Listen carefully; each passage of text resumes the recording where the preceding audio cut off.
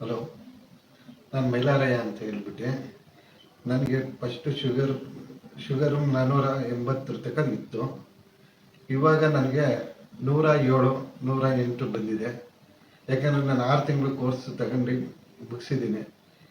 ಆಮೇಲೆ ಇನ್ನೊಂದು ಏನಂತಂದರೆ, ಇಲ್ಲಿ ಬಂದಾಗ ನನಗೆ ಫಸ್ಟು ಇಂಗ್ಲೀಷ್ ಮೆಡಿಸಿನ್ ತಗೊಂಡೋದ್ಕಿಂತ ಮುಂಚೆ ನನಗೆ ಬೇರೆ ಥರ ಇದು ಆಯ್ತಿರಲಿಲ್ಲ.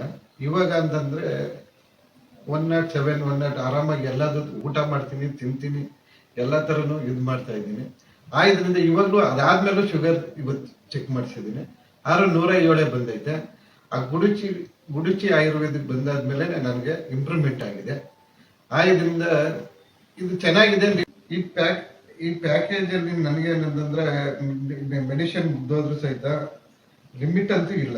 ಯಾಕಂದ್ರೆ ಅವರು ಇದರಲ್ಲಿ ಯಾವ್ಯಾವ ಥರ ತಗೋಬೇಕು, ಯಾವುದೇ ಥರ, ಆಮೇಲೆ ಡಯಟ್ ಇದು ಎಲ್ಲ ಹೇಳ್ತಾರೆ. ಇದರಿಂದ ಮಾತ್ರೆ ಏನು ತಗೊಳ್ಳೋ ಅವಶ್ಯಕತೆ ಬರಲ್ಲ. ಇದು ಏನಂತಂದ್ರೆ ಡಯಟ್ ಮೇಡಮ್ ಅವ್ರು ಹೇಳ್ತಾರೆ. ಇದಂತ ಯಮುನಾ ಮೇಡಮ್ಗೆ ನಿಜ ಹೇಳ್ಬೇಕಂದ್ರೆ ಥ್ಯಾಂಕ್ಸ್ ಎಷ್ಟು ಹೇಳಿದ್ರು ಸಾಲದು. ಯಾಕೆಂತಂದ್ರೆ ಅವ್ರು ಹೇಳಿರ್ತಾರೆ, ಇದು ಫಾಲೋ ಮಾಡಿದ್ರೆ ಯಾವ ಶುಗರು ಇರಲ್ಲ, ಇದು ಇರಲ್ಲ, ಕರೆಕ್ಟಾಗಿ ಮೇಂಟೈನ್ ಮಾಡ್ಕೊಂಡು ಹೋಗ್ಬೋದು. ಇವಾಗ ನನಗೂ ಆ ಮೇಡಮ್ ಹೇಳ್ತಾ ಇದ್ದೀನಿ, ಇದನ್ನೆಲ್ಲ ತಂದು ಇದನ್ನೆಲ್ಲ ಹೇಳಿ ಶುಗರ್ ನಾರ್ಮಲ್ ಮಾಡಿ ಇವಾಗ ಆರಾಮಾಗಿದ್ದೀರ. ಬಿಫೋರ್ 85, 80 ಬರುತ್ತೆ.